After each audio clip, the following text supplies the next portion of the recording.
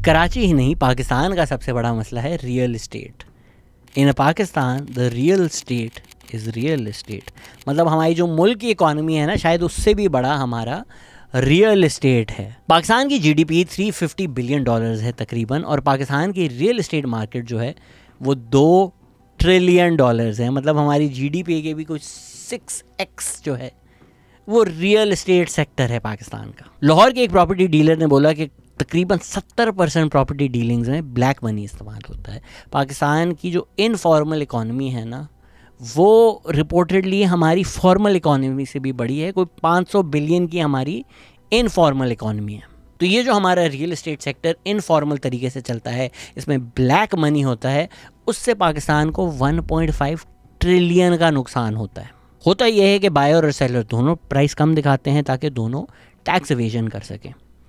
Capital gains tax, capital value tax, stamp duty और with holding tax और advance tax, सब में government का नुकसान होता है क्योंकि आपने जो प्राइस दिखाई हुई होती है वो कम होती है। और अब जो गवर्नमेंट की वैल्यू है, जो गवर्नमेंट को आप दिखा रहे हो, और जो मार्केट वैल्यू है, उसका जो गैप है वो वाइडन होता जा रहा है। इसकी अगर मैं आपको मिसाल दूं तो कोई आप DHA कराची में फेज़ 6 में फ़्लैट लेने जा रहे हैं तो वो 2.5-3 करोड़ का होगा, लेकिन आप जाकर जब ऑफिशियल डॉक्यूमेंट देखेंगे उसमें उसकी वैल्यू 60, 70, 80, 90 लाख होगी। तो जो ट्रांजैक्शंस हैं रियल एस्टेट की, वो पाकिस्तान में इन DC रेट्स पे होती हैं। और ये जो मैं कह रहा हूँ कि ये गैप बढ़ता जा रहा है, ये अब्दुल वाहिद, एडमिन मिंटेल और मोहम्मद ज़ुबैर ने रिसर्च करके डेटा के साथ हमें प्रूव किया है। इसमें सीधी सीधी आर्ग्यूमेंट तो ये है कि भाई गवर्नमेंट के पास कम टैक्स जा रहा है, टैक्स एवेजन कर रहे हो, टैक्स चोरी कर रहे हो, आप नुकसान कर रहे हो सबका। लेकिन क्योंकि पाकिस्तान एक टैक्स अवर्स नेशन है, हमने गवर्नमेंट्स गिराने के लिए, इस्टेब्लिशमेंट ने कंट्रोल लेने के लिए आपको बार बार बताया है सारे सियासतदान करप्ट हैं, सियासत करप्ट है, सब करप्ट हैं। तो लोगों को लगता है फिर मैं क्यों टैक्स दूं अगर सब के सब करप्ट हैं। तो अगर तो मैं आपको ये आर्ग्यूमेंट करूं कि भाई हमें सही प्राइस होनी चाहिए ताकि गवर्नमेंट को टैक्स मिले, तो आप लोग मुझे जूते मारोगे, क्योंकि कोई पाकिस्तान में गवर्नमेंट को टैक्स नहीं देना चाहता। तो इसीलिए मैं आपको कस्टमर पर्सपेक्टिव से ही बात बताता हूँ। रियल एस्टेट सेक्टर जो है पाकिस्तान का, वो मनी लॉन्ड्रिंग और करप्शन का पैसा पार्क करने का नंबर 1 ज़रिया है। अब इसका नुकसान ये हो रहा है कि हमारी माँ बाप की जनरेशन अगर एक अच्छी मिडिल क्लास जॉब करती है, अगर वो सारी ज़िंदगी मेहनत करे, सेविंग्स करे, वो एक घर ख़रीद सकती थी। अब पाकिस्तान में मिडिल क्लास तो क्या, आप अगर अपर क्लास में भी सैलरीड हो, एक अच्छी सैलरी पे हो, आप अपनी ज़िंदगी भर की सेविंग्स करके जिस घर में आप रहते हो, जो आपके माँ बाप ने ख़रीदा था, उसको एट प्रेजेंट वैल्यू ख़रीद ही नहीं सकते। पाकिस्तान में एवरेज जो सैलरी है ना वो तो 80,000 है, जिसका मतलब है 50% 80,000 से कम कमा रहे हैं। पर टॉप 10% भी चले जाएँ तो वो 1,08,000, 1,10,000 है। हम अगर एक एक्सट्रीम ले लें कि यार कोई आदमी जो है वो 5 लाख रुपए कमाता है, लेट से कोई शख्स 5 लाख रुपए महीना कमा रहा है, उसकी वो सैलरी है, top of the top elite में है वो, 1 लाख तो आपका चले टैक्स में चला जाएगा, बच्चे 4 लाख। अब आपके अगर 2 बच्चे हैं, आप 2 बच्चों को स्कूल भेज रहे हो, लाख रुपये आपका उसमें खर्च हो जाएगा। आप अगर रेंट देते हो या बिजली का बिल, चले रेंट नहीं भी देते, माँ बाप के घर में रहते हैं, अगर आप बिजली का बिल दे रहे हो, अगर आप पेट्रोल का बिल दे रहे हो, अगर आप मल्टीपल बिल्स दे रहे हो, लाख रुपया तो आपका उसमें चला गया। लाख रुपया आपका चला जाएगा खाने वाने में, रहने में, ज़िंदा रहने में। तो अगर तो आप उसके बाद ना कोई वेकेशन पे जाओ, ना आपके कोई गाड़ी के मसले हों, ना आपने हर महीने कोई AC ख़रीदना हो, और उसके बाद अगर आपने घर पे खानसामा रखा हुआ है, एक ड्राइवर रखा हुआ है, आपकी वहाँ सैलरीज़ में ही बाकी पैसे चले गए, आपकी सेविंग्स हुई 0।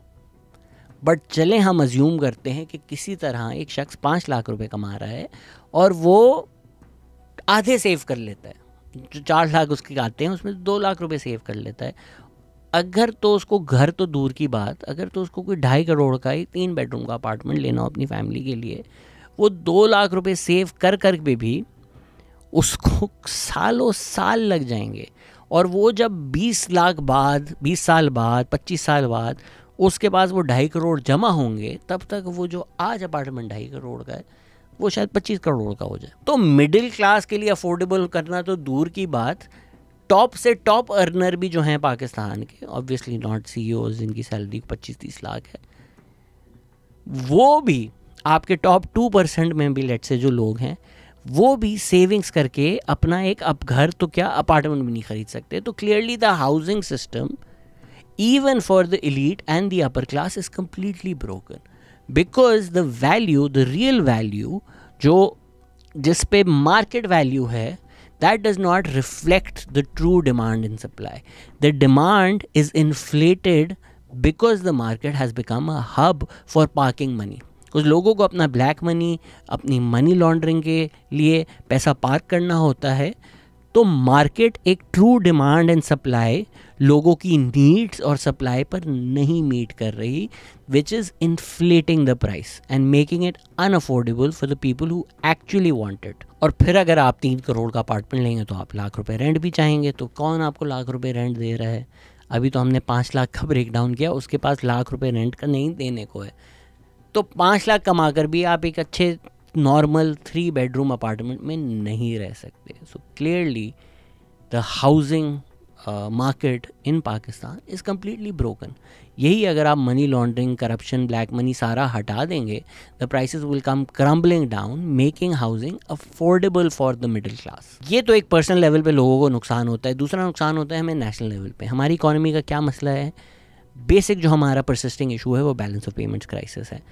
इंपोर्ट हम बहुत करते हैं, एक्सपोर्ट हम इतनी करते नहीं हैं. एक्सपोर्ट हम क्यों नहीं करते? क्योंकि हम इतनी कोई चीज़ें नहीं बनाते जो हम दुनिया भर को दें. हम क्यों नहीं बनाते? क्योंकि हम इंडस्ट्रीज़ नहीं लगाते. इंडस्ट्रीज़ हम क्यों नहीं लगाते? क्योंकि इंडस्ट्रीज़ लगाना मुश्किल है. अगर तो आपके पास 4 करोड़ आपको पता चले कि एक्चुअली तो दादा बड़े अमीर थे, सीक्रेटली 4 करोड़ आपको देकर चले गए. अब आप कल सुबह उठे, आपकी जेब में 4 करोड़ आ गए. अब आप 2 ऑप्शन देखते हैं. मैं या तो एक फैक्ट्री लगेगी, मैं एक बिज़नेस स्टार्ट करूं 4 करोड़ का. अच्छा, अब मुझे ही नहीं पता कल को छापा पड़ जाएगा, मुझे नहीं पता मेरी दुकान पे सिक्योरिटी का क्या होगा, मुझे ही नहीं पता कि कल को कोई कंपेटिटर मेरे ऊपर अटैक ना करवा दे, गोली ना चलवा दे, कोई स्कैम ना कर दे मेरे साथ.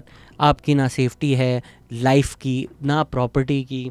दूसरा, बिज़नेस बड़ा ग्रो हो गया तो लोग भत्ता लेने आ जाएंगे. तीसरा, अगर मैं कोई इंडस्ट्री लगाता हूँ तो पॉलिसी क्या होगी?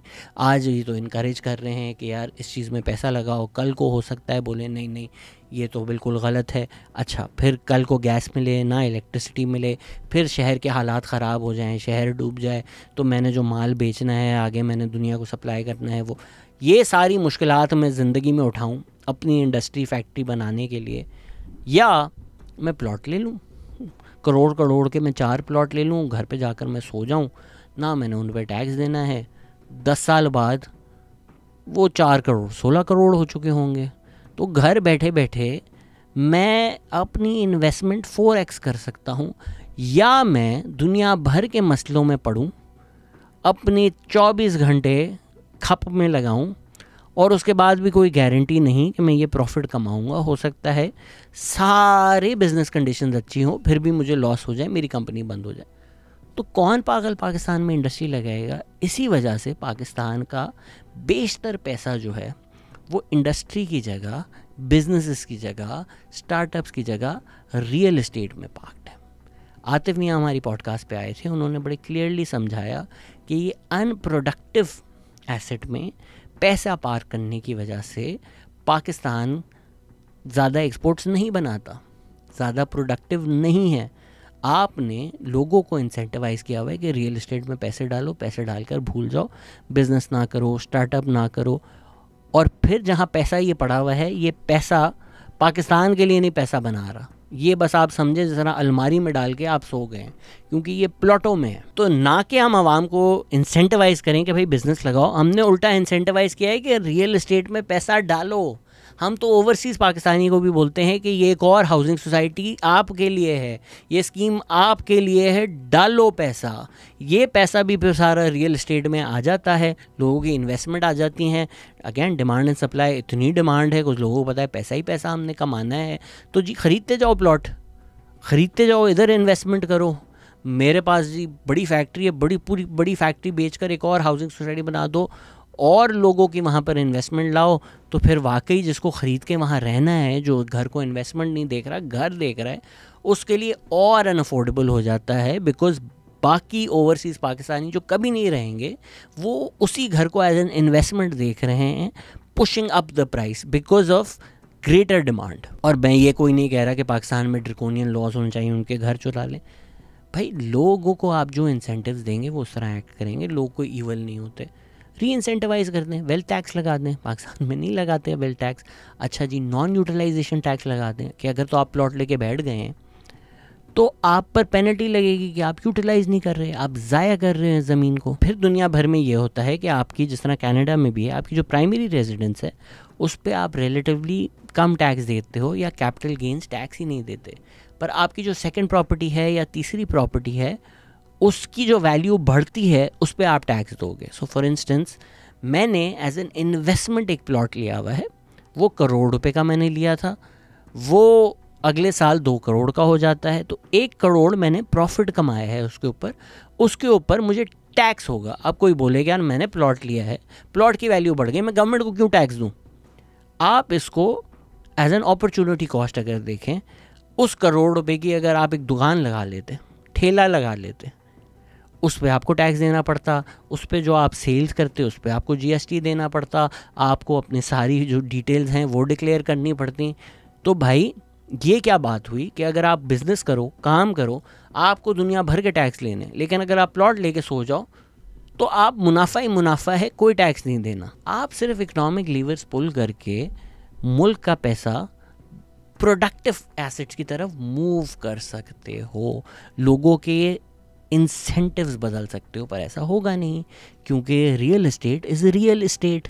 वही मुल्क चलाते हैं, वही उसमें इन्वेस्टेड हैं, यही सारा माफिया है जो मुल्क चला रहा होता है। तो एक तरफ तो हमने ये फ्लड्स के दौरान काफ़ी डिस्कस किया कि रियल एस्टेट जो है इकोलॉजी ख़राब कर रही है, एनवायरनमेंट ख़राब कर रही है, फ्लड्स और नेचुरल डिज़ास्टर्स के जो मसले हैं वो एग्जैसरबेट कर रही है, हमें क्या नुकसान हो रहा है, हमारी ज़िंदगी तबाह हो रही है, AQI तबाह हो रहा है, हम लोग हर जगह सिर्फ कंक्रीट देख रहे हैं, गर्मी बढ़ रही है, हम लोगों को नुकसान हो रहा है। ये तो एक पर्सपेक्टिव काफ़ी हमने डिस्कस किया है। दूसरी तरफ rather than cracking down on the black money, आप बार बार रियल एस्टेट को एमनेस्टी देते हो, आप कंस्ट्रक्शन को एमनेस्टी देते हो। PMLN ने भी दी, PTI ने भी दी। PTI ने तो पाकिस्तान की तारीख की सबसे लंबी एमनेस्टी दी, जबकि इमरान खान पहले बोलते थे एमनेस्टी देना चोरी है, काला पैसा सफ़ेद करना है। वो अलग बात है, उन्होंने खुद एक टैक्स एमनेस्टी ली हुई थी अपने लंदन फ्लैट के लिए।